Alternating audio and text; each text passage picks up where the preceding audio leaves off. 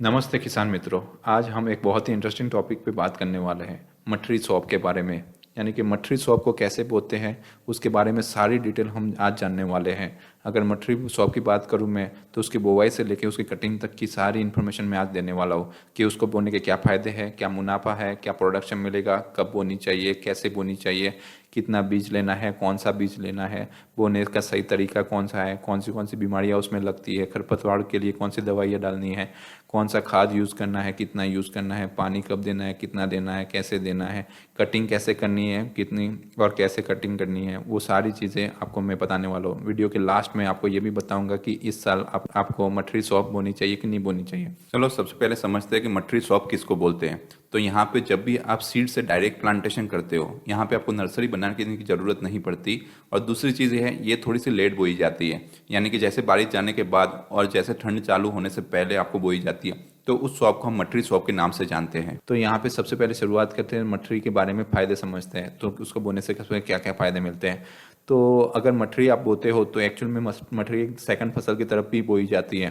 तो पहले जो बारिश की फसल आप लेके उसकी ज़मीन को सफाई करके फिर आप उसको बो सकते हो। तो यहाँ पे आपको क्या मिलता है कि दो जो फसलों का मुनाफा मिल जाता है, एक बारिश की फसल का मुनाफा प्लस आपको मठरी सौंफ के जो सौंफ का प्रोडक्शन होगा उससे भी जो मिलेगा वो मुनाफा, दोनों को टोटल करोगे तो कोई भी एक फसल से तो हमेशा ज़्यादा ही रहेगा। अगर दूसरा फायदा बताओ तो इसमें बहुत ही ज़्यादा कम मेहनत लगती है, क्योंकि बारिश जाने के बाद आपकी इस जमीन को तैयार करने में इतना ज़्यादा टाइम नहीं लगता और आप सीधे सीड्स का प्लांटेशन करके पानी पिला के उसको तैयार कर सकते हो। तो यहाँ पे मेहनत जो आपको जो रियल वाली यानी कि जो बारिश में सौंफ बोई जाती है उसके मुकाबले इसमें 30% से भी कम मेहनत लगती है। अगर मुनाफे की बात करो तो बहुत ही अच्छा मुनाफा मिल जाता है, क्योंकि इंटरनेशनल यानी कि पूरे वर्ल्ड की बात करो तो 90% सौंफ इंडिया में ही बोई जाती है। तो बाहर तो 10% बोई जाती है, जिसकी वजह से क्या होता है पूरे इंटरनेशनल मार्केट में सौंफ की डिमांड रहती है। तो इसकी वजह से जो सौंफ है ना, दिन ब दिन उसकी रेट बहुत ज़्यादा बढ़ रहे हैं।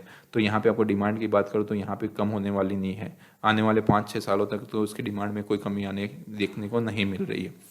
अगर मैं दूसरी फसलों की बात करूं, जैसे कि आपके गेहूं है, आपके बाकी की धान की फसल है, उसके मुकाबले ये 2 गुना ज़्यादा मुनाफा दे देती है। अगर धान की फसल आपको 30,000 का पर बीघा बैठता है तो यहाँ पे 60,000 के ऊपर का बीघा बैठ जाता है। तो यहाँ पे धान की फसलों की जगह पे एक बहुत ही अच्छा ऑप्शन है कि आप सौंफ की खेती कर सकते हैं। अगर भाव की बात करूँ तो पिछले साल तो बहुत ही अच्छे भाव थे, लेकिन इस साल के 2024 के भाव की रेट की बात करूँ, जो उसके डिमांड के आधार पर मैंने पहले वीडियो भी बनाया हुआ है, तो आप उस वीडियो भी देख सकते हो। और अगर मैं रफली बात करूँ, अगर सिर्फ और सिर्फ मटेरियल शॉप के बारे में बात करूँ, तो 2200 से लेकर 3000 के रेट रहने के चांसेस है। ये 20 किलो के रेट है, तो 110 से लेके आपको 150 तक के पर केजी के रेट रहेंगे, जो बहुत ही अच्छे रेट मिलेंगे। अगर मैं प्रोडक्शन की बात करूं तो एक्चुअल में जो अच्छी ज़मीन होती है, जहां पे पानी भी अच्छा होता है, मीठा होता है, और बाकी फार्मर भी थोड़ा मेहनती होता है, जो सारे ट्रीटमेंट ध्यान से करता है और जो मैंने बताया उस हिसाब से करता है, तो भी उनके मिनिमम 25 मन का प्रोडक्शन बैठ जाता है। तो इसको बात करूँ तब तो मिनिमम 700 से 900 केजी का पर एकड़ का प्रोडक्शन बैठ जाता है, जो बहुत ही अच्छा प्रोडक्शन माना जाता है। अगर आप उसके रेट के हिसाब से मल्टीप्लाई करोगे तो कम से कम 1 एकड़ आपका 1 लाख के आसपास बन जाएगा, जो आपके गेहूं की फसल से एक्चुअल में 2 गुना है, आपके मक्की की फसल से 2 गुना है, बाकी के जो धान की फसल उससे भी 2 गुना है। तो यहाँ पे आपको प्रोडक्शन अच्छा मिल जाता है, भाव अच्छा मिल जाता है। चलो अब स्टार्ट करते हैं उसकी बुवाई से लेकर उसकी कटिंग की प्रोसेस। तो सबसे पहले शुरुआत करते हैं कि उसको बोना कब चाहिए, उसका समय कौन सा है, सही तरीका कौन सा है, तो उसको बोने का। तो समय की बात करूँ तो 1 सितंबर से लेके 30 अक्टूबर तक का सबसे बेस्ट टाइम माना जाता है। ये 2 महीने का जो टाइम है, यहाँ पे आपके सौंफ की मटर की बुवाई कर सकते हो। यहाँ पे समय की बात करूँ तो 15 सितंबर से लेके 15 अक्टूबर तक ये ऐसा 1 महीना है जहाँ पे आप सौंफ की अगर मटर की बुवाई करते हो तो बहुत ही अच्छा प्रोडक्शन मिलता है। तो ये सबसे बेस्ट टाइम है 15 सितंबर से लेके 15 अक्टूबर तक। अगर इसके बाद भी आप बोना चाहो तो बो सकते हो, लेकिन जैसे जैसे आप बोओगे तो वो उसका प्रोडक्शन कम होता जाएगा। आप जैसे जैसे लेट होगे उसका प्रोडक्शन में उसे कमी आती जाएगी। तो जनरली मैं बात करूँ तो 15 सितंबर से लेकर 15 अक्टूबर का जो टाइम है वो सबसे बेस्ट टाइम है सौंफ को बुआई करने के लिए। अगर आप कुछ लोग तो ऐसे होते हैं नवंबर महीने में भी बोते हैं, जो 15 नवंबर तक भी बोते हैं, तो उसके भी प्रोडक्शन अच्छा खासा प्रोडक्शन मिल जाता है। लेकिन जो मैंने बताया उस टाइम पे बोते हो तो आपको बहुत ही अच्छा प्रोडक्शन मिलता है। बाकी थोड़ा सा प्रोडक्शन कम हो जाता है, लेकिन आप बो सकते हो, ऐसा कोई प्रॉब्लम नहीं है। तो दूसरी चलो आगे बात करते हैं कि कौन सा बीज लेना है। अगर बीज की बात करूँ तो मैं जनरली 3 मैंने कैटेगरी में अलग अलग बीज को डिवाइड किया हुआ है। एक तो जो 12 नंबर का जो सीड्स आता है गुजरात बार करके, जिसको हम जानते हैं, जो गुजरात की रिसर्च वेराइटी है, गुजरात की जो रिसर्च सेंटर है वहाँ से बना हुआ है। दूसरी है वॉलिना करके एक सीड्स आता है जहाँ पे ये हाइब्रिड वेराइटी है। तीसरी है जो लोकल जो बाकी के जो पैकिंग में आती है वो। और तीसरी जो चौथी और लास्ट जो शॉप है, अपने घर पे जो अपने पहले बोई हुई थी उसी शॉप को अगर यूज़ करना है तो कैसे करें। तो यहाँ पे कोई भी सीड्स का प्रोडक्ट आपको सिलेक्शन करने से पहले आपको ये चीज़ें आपको ध्यान रखनी है। आप जो सीड्स का आप सिलेक्शन कर रहे हो उसके पौधे की हाइट बहुत ज़्यादा जहाँ होनी चाहिए, क्योंकि जितनी ज़्यादा हाइट होती है वो पौधा इतना देसी वेराइटी का होता है। तो यहाँ पे आपको ध्यान रखना है कि ज़्यादा हाइट वाला पौधा आपको सिलेक्ट नहीं करना है। दूसरी चीज़, आपको जो सीड सिलेक्ट करनी है उसके अंदर जो आपके जो पौधे हैं उसके फूटान ज़्यादा होनी चाहिए। दूसरी ये है कि एक साथ पकने की कैपेसिटी होनी चाहिए। अब यहाँ पे क्या होता है कि जो आपकी जो सौंफ की फसल है एक्चुअल में एक साथ कटिंग में आनी चाहिए, तो यहाँ पे ये बहुत ज़्यादा ज़रूरी है, क्योंकि कुछ कुछ वैरायटी ऐसी होती है कि जहाँ पे आपके जो एक साथ पकने की कैपेसिटी नहीं होती, तो उसको आपको क्या होता है 2-3 हिस्सों में उसको अलग अलग काटना पड़ता है, तो उसमें बहुत ज़्यादा मेहनत बढ़ जाती है। तो यहाँ पे एक चीज़ आपको ध्यान रखनी है कि एक साथ कटने की उसकी कैपेसिटी होनी चाहिए। फिर एक दूसरा है, यहाँ पे फंगस बहुत ज़्यादा आती है जो सौंफ के अंदर, तो कुछ वैरायटी ऐसी है जिसमें फंगस से रेजिस्टेंस बहुत ज़्यादा अच्छा होता है, यानी कि उसमें फंगस प्रॉब्लम बहुत ज़्यादा कम प्रॉब्लम आती है। तो ऐसे भी आपको देखना है कि जो आप वैरायटी ऐसी है कि जिसमें फंगल रेजिस्टेंस ज़्यादा है, तो ऐसी वैरायटी को आपको सिलेक्शन करना है। तो और चौथी और आगे की ये बात करूँ, नेक्स्ट टॉपिक में बात करूँ, तो अच्छी क्वालिटी के सीड्स बनने चाहिए। यहाँ पे क्या होता है कि कुछ कुछ सौंफ ऐसी होती है अगर पकने के बाद आप देखोगे तो बहुत ही छोटा दाना हो जाता है, तो उसके रेट बहुत ज़्यादा कम हो जाते हैं। तो ऐसा आपको ध्यान रखना है कि वो पकने के बाद जैसे सूख जाए, उसका दाने की साइज़ अच्छी रहे, उसकी शाइनिंग भी अच्छी रहे और उसकी क्वालिटी भी अच्छी रहे, और लास्ट में मैं बताऊँ तो उसका प्रोडक्शन मिलना चाहिए। तो ये सारे टॉपिक को ध्यान में रख के अगर मैं आपको सुझाव करूँ तो जो फर्स्ट नंबर पे आती है गुजरात बार, जो ओरिजिनल वैरायटी जो रिसर्च वैरायटी बनाई हुई है उसको बोने की कोशिश करें। दूसरे नंबर पे आती है वॉलिना। वॉलिना में क्या है कि बहुत ही अच्छी प्रोडक्शन भी मिल जाती है, क्वालिटी भी अच्छी रह जाती है, सब कुछ अच्छा है, वहाँ पर भी कोई प्रॉब्लम नहीं है। तो सेकंड नंबर पे मैंने वॉलिनी को रखा है। थर्ड नंबर पे आपको रखा है मैंने कि जो अपनी कंपनियों की जो बाकी की जो कंपनियों की जो सीड्स पैकिंग के अंदर आती है उसको भी यूज़ कर सकते हो। और लास्ट नंबर पे रखा है अपने घर की देसी वैरायटी। अब देसी वैरायटी को मैंने लास्ट में इसलिए रखा है क्योंकि यहाँ पे उसकी हाइट बहुत ज़्यादा बढ़ जाती है। जैसे जैसे वैरायटी जैसे हाइब्रिड से देसी की तरफ जाने लगती है, उसकी प्रॉब्लम यही होती है कि उसकी हाइट धीरे धीरे बढ़ने बढ़ती लगती है, क्योंकि वो देसी की तरफ वो सीड्स बन जाता है। तो यहाँ पे आपको देखना है कि अगर आपके पास कोई ऑप्शन नहीं बचा है तो आप घर की आपकी जो शॉप पड़ी है उसको भी बो सकते हो, कोई प्रॉब्लम नहीं है। चलो अब अगर आगे की बात करूँ सही तरीका कौन सा है। अगर आपको पता है सीड्स आपने सिलेक्ट कर लिया, सब कुछ ओके है, आपने बोने की तैयारी कर ली, तो आप सही तरीका भी आपको पता होना चाहिए कि उसको कैसे बोए। तो सबसे पहले तो आपको ज़मीन तैयार करनी पड़ेगी। जैसे आपने कोई पहले फसल बोई थी उसको पहले तो खेड़ाई करके पूरी ज़मीन तो तैयार कर दो। ज़मीन ऐसे तैयार करो कि उसकी चार मिट्टियाँ ना बिखर जाए, यानी कि बड़े बड़े जो पत्थर हैं उसके अंदर नहीं दिखने चाहिए। तो यहाँ पे बिखरी हुई बस यानी कि बुरबुरी मिट्टी हो जानी चाहिए उतनी, यानी कि 2-3 खेड़ाई आपको करनी पड़ेगी उसको बोने से पहले। फिर दूसरा आपको काम करना है कि उसके नाप नक्की करने देना है, यानी कि आप जो सौंफ बोने वाले हो तो उसके 2 लाइन के बीच में क्या माप रहेगा, दो जो पौधों के बीच में कितना नाप रहेगा, ये आपको पता होना चाहिए। तो इसके बारे में मैं थोड़ा खुल के बताऊँ, थोड़ी और डिटेल बताऊँ, तो जनरली क्या होता है कि 3.5 फीट से लेके 5 फीट तक तो लोग 2 लाइन के बीच में डिस्टेंस रखते हैं। तो 3.5 फीट क्यों? क्योंकि 3.5 फीट से नीचे जैसे डिस्टेंस रखते हो सबसे बड़ी प्रॉब्लम आती है उसके अंदर आप ट्रैक्टर नहीं चला सकते, और ट्रैक्टर अंदर नहीं जाएगा तो आपके जो प्रोडक्शन है वो उतना कम हो जाएगा, आपको क्योंकि उसमें खरपतवार बढ़ जाएगी, उसको कंट्रोल करना इसमें बहुत मुश्किल हो जाएगा। तो यहाँ पे ट्रैक्टर चलाना बहुत ज़्यादा ज़रूरी है। इसलिए क्या है कि मिनिमम टू मिनिमम आपको 3.5 फीट का डिस्टेंस रखना है 2 लाइनों के बीच में, और मैक्सिमम टू मैक्सिमम 5 फीट का डिस्टेंस रखना है 2 लाइन के बीच में, क्योंकि 5 फीट से ज़्यादा रखोगे तो डिस्टेंस आपको बहुत ज़्यादा बढ़ जाएगा, तो आपके जो पर एकड़ के अंदर जो पौधे आने चाहिए उसकी संख्या बहुत ज़्यादा कम हो जाएगी। तो इससे क्या होगा कि जो आपके पौधे कम होने की वजह से आपके धीरे धीरे आपके इम्पैक्ट आएगा उसके प्रोडक्शन के ऊपर, जैसे प्रोडक्शन भी कम हो जाएगा। तो यहाँ पर आपको ध्यान रखना है कि 2 लाइन के बीच में 3.5 फीट से लेके 5 फीट तक का आप डिस्टेंस रख सकते हो। तो मिनिमम 3.5 और मैक्सिमम 5 फीट, इससे ज़्यादा नहीं रखना है। जनरली फार्मर क्या करते हैं अपने एरिया में जो कपास और अरंडी की जो फसल की जो डिस्टेंस रखते हैं उसी डिस्टेंस को कंटिन्यू करते हैं, और सौंफ के लिए भी वही डिस्टेंस रखते हैं। लेकिन आपका एरिया अगर सूखा है, ज़मीन भी बहुत पतली है, सूख जाती है बहुत आसानी से, पानी भी बहुत ज़्यादा कम है, तो आपको इस टाइम पे उस कंडीशन में आपको जो 2 लाइनों के बीच में डिस्टेंस बहुत ज़्यादा कम कर देना है। तो मिनिमम टू मिनिमम 3.5 तक ले जा सकते हो, उससे नीचे नहीं जा सकते।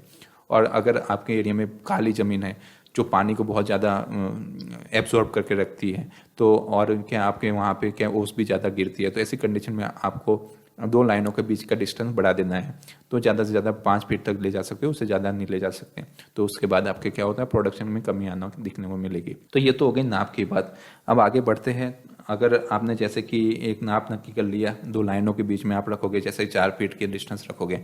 चलो अब आगे बात करूं मैं, तो वो पौधे के बीच में कितनी डिस्टेंस रखनी है। जैसे आप जैसे अरंडी में आप करते हो कि 1.5 फीट से 2 फीट का डिस्टेंस रखते हो, यहाँ पे आपको 1 फीट का डिस्टेंस रखना है। 1 फीट से ज़्यादा डिस्टेंस नहीं रखना, और मिनिमम टू मिनिमम आधा फीट का, आधा फीट से ज़्यादा कम नहीं होना चाहिए और 1 फीट से ज़्यादा नहीं होना चाहिए। तो ऐसे अगर प्लांटेशन करोगे तो आपका प्रोडक्शन अच्छा मिलेगा। यानी कि ओवरऑल आपको मैं बताऊँ तो दो लाइन के बीच में 3.5 से लेकर 5 फीट तक, और दो पौधों के बीच में आधे फीट से लेकर 1 फीट तक का डिस्टेंस रखना है। तो अगर ऐसे नक्की करने के बाद, ऐसे कंप्लीट करने के बाद आप क्या करो, जैसे आप अरंडी के बोते हो ऐसे के ऐसे, जैसे कि आप कपास को बोते हो ऐसे के ऐसे, 2 या 3 सीड्स को साथ में लेके एक एक करके आपको लाइन से बोना है। पूरा खेत आपको लाइन से बोने के बाद कंप्लीट कर देना है। जैसे आपका खेत कंप्लीट हो जाए उसके बाद एक चीज़ और ध्यान रखनी है कि आपके खेत में जैसे आप पानी दे दोगे ना, खरपतवार बहुत ज़्यादा प्रॉब्लम करेगी। तो यहाँ पे खरपतवार की ट्रीटमेंट सबसे पहले करके रखो। तो खरपतवार के लिए क्या क्या ट्रीटमेंट कर सकते हैं, इसके लिए मैं बताऊँ। अगर आपने जैसे खेड़ाई करवा दी, आपने सीड्स, आपने सौंफ को बो दिया, उसके बाद जब पानी देने की बात है उससे पहले 2 ट्रीटमेंट कर सकते हैं। एक तो पहली है पेंडीमिथाइल, यानी कि पेंडीमिथाइल सुपर पेंडी भी बोलते हैं, जिसको 38% होता है। तो इसको क्या होता है कि आप अपने खेत में छिड़काव कर दो। ये आपको क्या कब करना है, जब आपको सीड्स का प्लांटेशन करने के बाद फाइनल आपको जैसे पानी देना है उससे पहले करना है। और जैसे आपने पेंडीमिथाइल आपने डलवा दी, उसके बाद आप 12 या 14 घंटे का आप इंतज़ार करो, उसके बाद आप पानी दे सकते हो। जैसे आपने पानी दे दिया जैसे, तो उसके अंदर क्या होगा, सौंफ ही निकलेगी, बाकी खरपतवार बहुत ज़्यादा कम निकलेगी। तो यहाँ पे एक आपको समस्या बहुत ही आसान हो जाएगी। दूसरी चीज़, चलो आगे बात करें मैं, तो दूसरा तरीका कौन सा है। दूसरा तरीका है, ये तो पेंडीमिथाइल तो क्या है कि आपको कम से कम 40 ml डालनी पड़ती है, तो इसका कॉस्ट भी ज़्यादा हो जाता है। तो काफ़ी फार्मर ऐसे होते हैं, बोलते हैं कि सर इतनी कॉस्ट हम नहीं अफोर्ड कर सकते, यानी कि ये बहुत ज़्यादा ही है, तो हम क्या करें। तो ऐसी कंडीशन में आपको क्या करना है, एक पानी पिला देना है। जैसे एक फर्स्ट पानी पिला दिया उसके बाद कुछ भी देखो मत, ऑक्सी क्लोरोफिल जो ऑक्सी हम जिसको बोलते हैं, ऑक्सी को लेके 10 ml के हिसाब से पूरे खेत में छिड़वा दो। अगर इसमें क्या होता है, एक ऑक्सी बहुत ही कम कॉस्ट वाली दवाई है और 10 ml डलती है, तो इससे आपकी पंप की कॉस्टिंग भी 20 से 25 रुपये के आसपास रहेगी। और इससे क्या होगा कि सारी की सारी जितनी भी खरपतवार होगी, चौड़ी पत्ती वाली, सकड़ी पत्ती वाली, जितनी भी खरपतवार होगी, वो क्या है कि धीरे धीरे निकलना स्टार्ट कर दिए। जैसे आप पहला पानी देते हो ना, उसमें निकलना स्टार्ट कर दिए, तो ये निकलने से पहले ही बंद हो जाएगी। तो यहाँ पे क्या होगा कि कम से कम 1 महीने तक आपकी जो फसल होगा वो सिर्फ सौंफ निकलेगी, बाकी खरपतवार निकलेगी नहीं। लेकिन 1 महीने के बाद जैसे जैसे आप पानी दोगे, 2-4 पानी दे दोगे, उसके बाद आपको देखने को मिलेगी थोड़ी थोड़ी खरपतवार देखने को मिलेगी। लेकिन उसके बाद क्या हो जाएगा, आपकी सौंफ भी 1 महीने की हो जाएगी। फिर तो आप वापस से ऑक्सी डाल सकते हो, वापस से आप टर्गा सुपर भी डाल सकते हो, बाकी की दवाई भी डाल सकते हो। तो यहाँ पे फिर प्रॉब्लम नहीं आएगी। लेकिन ये हमें फर्जियात याद रखो, जैसे पानी पिलाने से पहले खरपतवार की ट्रीटमेंट करनी बहुत ज़्यादा जरूरी है, वरना आपकी फसल सौंफ की फसल इतनी ज़्यादा अच्छी नहीं रहेगी। चलो आगे बात करिए, तो पानी कब देना है, कितना देना है, ये भी हमें देखना पड़ेगा। कि जब भी आपने पानी, आपने जैसे सौंफ को आपने बो दिया, उसके बाद हर एक 2-3 दिन के बाद, 2 या 3 दिन के बाद एक बार पानी देना जरूरी है। कब तक देना है आपको, जब तक उसके सौंफ के जो पौधे बाहर आपको दिखने को न मिल जाए। जैसे आपको पौधे आपको बाहर दिख रहे हैं, उसके बाद आप पानी को कम कर सकते हो, फिर 5-6 दिन, फिर धीरे धीरे 7-8 दिन, फिर धीरे धीरे 9-10 दिन, ऐसे करके थोड़े थोड़े कम कम कर सकते हो। लेकिन आपको यहाँ पे याद रखना है, जैसे दवाई डाल दी, सब कुछ कर लिया, उसके बाद पानी आपको रेगुलर देना है जब तक आपकी सौंफ निकल नहीं जाए तब तक। चलो अब मैं बीमारियों की बात करूं कि कौन सी बीमारियां आ सकती है आपकी। अगर आपने प्लांटेशन कर लिया, आपने खरपतवार की दवाई भी डाल दी, आपकी सौंफ भी उग के कंप्लीट हो गई है, अब कौन सी बीमारियां आपको फेस हो सकती हैं, कहाँ कहाँ कौन सी बीमारियां आ सकती हैं। तो यहाँ पे जो बीमारियों की बात करूँ तो सबसे पहले जो सौंफ के अंदर फंगस आती है, दूसरी रस चूसक कीड़े आते हैं, इल्लियाँ आती है, मधुआ बीमारी आती है, और कभी कभी क्या होता है सत्तर बहुत खाली रह जाते हैं, तो जिसको चकली बीमारी भी बोलते हैं। तो यहाँ पे ये सारी बीमारियाँ आती है। तो यहाँ पे आपको उसके लिए मैं आपको बताऊँ तो फंगस की ट्रीटमेंट भी आपको करनी बहुत ज़्यादा ज़रूरी है। कि सौंफ के अंदर अगर आप एक टाइम पे रस्ट चूसक कीड़ों की ट्रीटमेंट नहीं करोगे चलेगा, लेकिन फंगस की ट्रीटमेंट करनी बहुत ज़्यादा कंपलसरी है। तो इसके लिए आप क्या करो, हर एक 15 दिन का शेड्यूल बनाओ। तो जैसे आपने सौंफ के प्लांटेशन कर लिया, उसके 15 दिन के बाद पहला आपको ट्रीटमेंट करनी है, जिसके अंदर बहुत हल्की दवाई यूज़ करनी है, जैसे कि M45 है, बहुत हल्की दवाई आती है जिसमें मैनकोजेब आता है बाकी, तो उसको आप यूज़ कर सकते हो।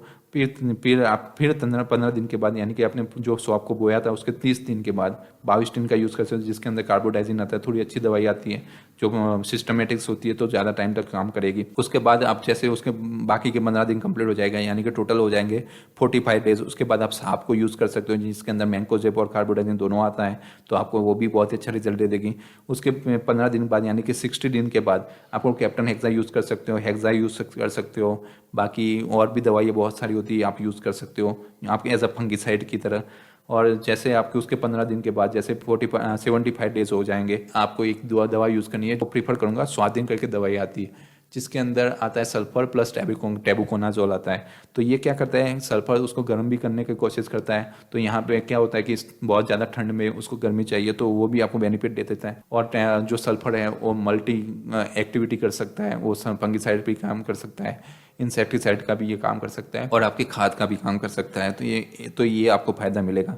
और अगर आप 90 दिन के बाद सौंफ के फार्मरों के लिए मैं एक चीज़ बता दूं कि यहाँ पे क्या होता है कि सौंफ की जो फसल है उसके अंदर रेगुलर जाके विजिट करनी पड़ती है आपको। आप जैसे 10 दिन के बाद या तो 5 दिन के बाद रेगुलर आप जाओ सौंफ के खेत के अंदर, उसकी पत्तियाँ तोड़ के देखो। अगर उसकी पत्तियाँ के अंदर आपको कहीं पर भी काले कलर का दाग यानी कि ब्राउन कलर का दाग दिख रहा है, तो वो एक्चुअल में फंगस का दाग है। तो ये क्या होता है कि ये फंगस आपके पत्तियों पे लग जाती है और जो खाना है ऊपर जाने से रोक देती है। तो यहाँ पे ये फंगस को कंट्रोल करना बहुत ज़्यादा ज़रूरी होता है, क्योंकि ये इसको फैलने की जो रेट है वो भी बहुत ज़्यादा होता है। तो जैसे जैसे फंगस बढ़ेगी आपको नुकसान ज़्यादा देखने को मिलेगा। तो यहाँ पे क्या होता है, जब इनिशियल कंडीशन होती है यानी कि बहुत ही शुरुआत की कंडीशन जो होती है, वहाँ पे इसको कंट्रोल करना भी बहुत आसान होता है। लेकिन अगर कंडीशन बहुत ज़्यादा बिगड़ गई यानी कि उसकी जो फंगस है ऊपर तक पहुँच गई, तो फिर उसको कंट्रोल करना बहुत मुश्किल हो जाता है। तो यहाँ पे इनिशियल कंडीशन पे मैं कुछ दवाइयों को आपको रेफरेंस दूंगा कि जैसे कि नेटिवो है, टिल्ट है, गोइट है, ऐसी बहुत ही अच्छी दवाइयाँ हैं। ये तीनों दवाई जिसका मैंने नाम बोला, नेटिवो है एक्चुअल में बायर की आती है, बहुत ही अच्छी आती है, बहुत ही अच्छा कंटेंट है, बहुत ही एडवांस कंटेंट है, तो फंगस को कंट्रोल करने में बहुत ही आसानी से कंट्रोल कर लेता है। टिल्ट है जो बहुत पुरानी दवाई है, सबने यूज़ भी की होगी, सिजेंटा की आती है। दूसरी है गोइट आती है, वो भी एक बहुत पुरानी दवाई है, वो भी आपने यूज़ की होगी। तो इन दोनों दवाइयों को आप यूज़ करके उसमें कंट्रोल कर सकते हैं। इसके अलावा कोई दवाई का प्रेफरेंस मत देना। अगर कोई भी बताए कि इसके अलावा कोई दवाई है कि जो फंगस को, इस वाले सौंफ के फंगस को कंट्रोल करती है, तो मैं आपको मना करूंगा उसको यूज़ करने के। ये तीनों दवाइयों के अलावा बाकी तीसरी दवाई का यूज़ मत करना। चलो ये तो हो गया फंगस की बात। अब आगे बढ़ते हैं, खाद की बात करते हैं। एक्चुअल में क्या होता है कि आपने बहुत ही अच्छी सौंफ बोई है, वो सब कुछ ठीक है, लेकिन प्रॉपर तरीके से प्रॉपर टाइम पे आपने उसको खाद नहीं दिए, तो बहुत ज़्यादा प्रॉब्लम आएगी। यानी कि उतना जो विकास, उतना प्रोडक्शन नहीं मिलेगा जितना आपको मिलना चाहिए। तो यहाँ पे मैं कुछ ट्रीटमेंट या कुछ खाद के आपको डोज बताऊंगा जो आपको देने हैं रेगुलर टाइम पे, तो आपको बहुत ही अच्छा पैदावार मिलेगी। तो सबसे पहले आप जब नहीं आपने सौंफ की बुआई की है, तो उसके टाइम पे डेट लिख लो कि इस डेट पे मैंने सौंफ की बुआई की है। उसके जैसे जस्ट 15 दिन हो जाए, तो उसके बाद आप क्या करो कि यूरिया, सबसे पहले तो यूरिया, क्योंकि जब इनिशियल यानी कि बहुत छोटा होता है पौधा, को यूरिया देना बहुत ज़्यादा ज़रूरी है, क्योंकि उस टाइम पे उसको विकास करना बहुत ज़्यादा ज़रूरी है। तो यहाँ पे आपको 15 किलो पर बीघे के हिसाब से आपको यूरिया का डोज बनाना है, और उतना आपको थोड़ा थोड़ा यूरिया आपको देना है 15 दिन के बाद। तो यहाँ पे आपकी सौंफ की फसल देखोगे आपको 2 से 3 इंच की दिखेगी उस टाइम पे, तो आप यूरिया दोगे तो उसका ग्रोथ बहुत ज़्यादा बढ़ जाएगा। दूसरी चीज़ है यह है कि जैसे 15 दिन बाकी की हो जाएगी, यानी कि जो आपने प्लांटेशन की उसके 30 दिन के बाद, तो उसके 30 दिन के बाद पहला डोज आएगा, जिसको बेजर डोज के नाम से भी जानते हैं। तो यहाँ पे क्या करना है, आपको 15 केजी आपको डीएपी और 15 केजी यूरिया, उन दोनों को मिक्स करके आपको गोदाई करवा के उसको जड़ों तक पहुँचाना है। अगर गोदाई करवा के अच्छे से आप जड़ों तक उसको यूरिया पहुँचाते हो और उसमें पानी पिलाते हो, तो बहुत ही अच्छा आपको रिजल्ट देखने को मिलेगा। फिर उसके 15 दिन बाद, यानी कि टोटल 45 डेज़ के बाद, जैसे आपने प्लांटेशन किया है उसके 45 डेज़ के बाद आपको दिखेगा कि आपकी जो सौंफ है कम से कम 7 से 8 इंच की दिखने लगी है। अब उस टाइम पे आपको पारा करना बहुत ज़्यादा ज़रूरी होता है, क्योंकि पानी आपको ठहरा के पिलाना भी बहुत ज़्यादा ज़रूरी होता है। और पहले डायरेक्ट सीधा पानी देते हैं, उसमें आप पानी ठहरता नहीं है, एक जगह से दूसरी जगह से चला जाता है और नीचे तक नमी नहीं पहुँचती। तो यहाँ पे आपको इसके लिए क्या करना है तो सबसे पहले तो पारे के अंदर कौन सा खाद डालेंगे वो पहले से तैयारी कर लो। तो मैं तो आपको प्रेफरेंस दूंगा, अगर मेरे डोज की बात करूँ तो मैं 30 किलो DAP लेता हूँ, एमोनियम सल्फेट लेता हूँ और थोड़ा सा आपके पोटास ले लेता हूँ। तो इन दोनों को तीनों को मिक्स करके 30 kilo DAP, 20 kg ammonium sulphate और 10 किलो पोटास, इन तीनों को मिक्स करके पारे के अंदर दे के और मैं उसको पारा चढ़ा देता हूँ। पारा चढ़ाने के बाद अब यहाँ सबसे बड़ी मेन यहाँ पे प्रॉब्लम स्टार्ट होती है। तो कुछ भी फार्मर यहाँ पे बहुत ही ज़्यादा आपको काळजी नहीं रखते, जिसकी वजह से बहुत ज़्यादा नुकसान हो जाता है। यहाँ पे जब पारा चढ़ा के पहला पानी जब भी दो, उससे पहले आपको मैं बताऊँ तो यहाँ पे खरपतवार को कंट्रोल करना एक बार और ज़रूरी हो जाता है। तो यहाँ पे जब भी पानी देना है, अगर पारा आप चढ़ाने के बाद देना है तो आपको पहला ये ध्यान रखना है कि यहाँ पर भी आप पेंडी का यूज़ कर सकते हो, जो पहले मैंने बताया था उस हिसाब से पेंडी को यूज़ कर लो। फिर आप 12 या 14 घंटे के बाद आप उसको पानी दे दो। या तो आप क्या करो, पहले पानी पिला दो पारा चढ़ाने के बाद, उसके बाद क्या होगा, पहला पानी जैसे आपको लगे कि उसके अंदर चलने लायक हो गया या थोड़ा थोड़ा सूख गया, तो उस टाइम पे ऑक्सी 10 ml के हिसाब से आप पूरे खेत में डलवा दो। तो उससे क्या होगा कि खरपतवार बहुत ज़्यादा कम होंगे। तो यहाँ पे क्या होता है कि आपने खाद दिया हुआ है, सब कुछ ओके है, अगर खरपतवार बढ़ गई तो ये खाद भी खा जाएगा, आपके शॉप का प्रोडक्शन भी नहीं हो पाएगा और आपके शॉप में जो बीमारियाँ हैं वो भी बढ़ जाएगी। तो वो चीज़ का आपको ध्यान रखना है। आप आगे बात करते हैं पानी। तो पानी कितना देना है, कब देना है, वो भी आपको ध्यान रखना पड़ेगा, क्योंकि शॉप में सबसे बड़ी प्रॉब्लम होती है फंगस की। अगर ज़्यादा पानी पिला दिया तो फंगस आ जाएगी और आपके शॉप में जो आपके फंगस की वजह से पूरी बर्बाद हो जाएगी। तो यहाँ पे आपको पानी कितना, कैसे और कितना कितना पिलाना है, कब कब पिलाना है, वो आपको ध्यान रखना पड़ेगा। अगर ज़मीन आपकी बहुत पतली है, आपके आसपास इतने ज़्यादा फसल बोई नहीं जाती, आपके पानी भी बहुत कम है, उस कंडीशन में तो आप 10-15 दिन में पानी दे सकते हो, कोई प्रॉब्लम नहीं है अगर पानी आपके पास अवेलेबल है तो। अगर लेकिन आपकी ज़मीन काली है और आसपास भी आपकी नमी भी ज़्यादा रहती है, आसपास भी फसलें ज़्यादा बोई जाती है और ओस भी ज़्यादा गिरती है, तो उस कंडीशन में आप बिल्कुल इग्नोर करो कि पानी बहुत से कम दिया जाए। तो उस कंडीशन में क्या करते हैं, तो एक क्यारे को पानी देते हैं, एक को छोड़ देते हैं, एक को देते हैं, एक को छोड़ देते हैं। इससे क्या होता है कि नमी एक जैसी नहीं रहती। अगर पूरे खेत में पानी देते थे तो दूसरे दिन सुबह को आपकी ओस भी ज़्यादा गिरेगी उस खेत के अंदर और आपकी फंगस की आपको प्रॉब्लम भी बढ़ने लगेगी। तो यहाँ पे देखना है और मिनिमम निर्धारण, अगर काली ज़मीन है, आपकी ओस भी गिर रही है, सब कुछ है, तो उस कंडीशन में आपको कम से कम 25 दिन के अंदर एक बार ही पानी पिलाना है। अगर आप देखोगे कि पानी अगर ज़्यादा दे दिया और विकास भी बहुत अच्छा कर रहा है तो आपके फंगस का अटैक भी बहुत ज़्यादा जल्दी स्पीड में होगा। आपको देखना है कि विकास उसका मीडियम हो, पानी भी उसको रुक के और थोड़ा थोड़ा पानी दिया करे, जिससे क्या होता है कि आपकी फंगस की ट्रीटमेंट, आपको फंगस की प्रॉब्लम नहीं आएगी। अगर फंगस की प्रॉब्लम एक बार आ गई तो आपको काफ़ी ज़्यादा नुकसान का सामना करना पड़ेगा। तो पानी में ये ध्यान रखो कि पतली ज़मीन है, सूखा वातावरण है तो 10 दिन में, और खाली ज़मीन है और आपके नमी वाला वातावरण है तो 20 से 25 दिन में एक बार पानी देना है। अगर कटिंग की बात करूँ तो यहाँ पे कटिंग करने के 2 तरीके होते हैं। एक तो 2 बार कटिंग कर सकते हैं या तो एक बार सिंगल कटिंग में भी कटिंग कर सकते हैं। तो यहाँ पे 2 बार कटिंग करने का तरीका ये कैसे है मैं आपको बताऊँ। तो जब भी आपको लगे कि पूरी फसल, अगर सौंफ की फसल उसमें 80% 60% आपकी जो बीज है वो पक गए हैं, तो उस टाइम पे क्या है कि एक बार आप पहले कटिंग करवा दो, उसको आप छाँव में रख दो और सूख जाएगी तो फिर आप ठेसर में से निकाल सकते हो। और दूसरा जो बचा हुआ है उसको एक साथ कटिंग करवा के उसको ठेसर में डाल के फिर उसको निकाल सकते हो। तो ये तो हो गया 2 बार कटिंग वाला प्रोसेस। अगर सिंगल कटिंग की वाली प्रोसेस बताओ तो सब सारी जितनी भी फसल है, पूरी की पूरी जितने भी सीड्स है उसको पकने दो। आपको लग रहा है कि 90% पक गया है, 10% बाकी है, तो उस कंडीशन में उसकी कटिंग चालू कर दो। तो यहाँ पे प्रॉब्लम ये है कि जब भी आप 2 बार कटिंग करते हो तो आपकी थोड़ी मेहनत ज़्यादा लगती है, लेकिन प्रोडक्शन अच्छा मिल जाता है, क्वालिटी भी अच्छी मिल जाती है। लेकिन आप सिंगल कटिंग में सब कुछ लेना चाहते हो तो आपको थोड़ा सा प्रोडक्शन कम मिलेगा, थोड़ी सी आपको क्वालिटी भी कम मिलेगी, लेकिन आपको मेहनत बहुत ज़्यादा कम लगेगी। यहाँ पे 2-3 चीज़ें आपको ध्यान रखनी है कि कटिंग करके आप जैसे उसके शॉप को कहाँ पे रखते हो। तो मैं आपको प्रेफर करूँगा कि छाँव के अंदर रखो, सीधी रखो लेकिन छाँव के अंदर रखो। छाँव के अंदर भी आपको धीरे धीरे वो सूखेगी, 2-3 दिन लगेगा उसको सूखने का, लेकिन सूखेगी तो बहुत अच्छी क्वालिटी मिलेगी, उसमें ग्रीन कलर बना रहेगा।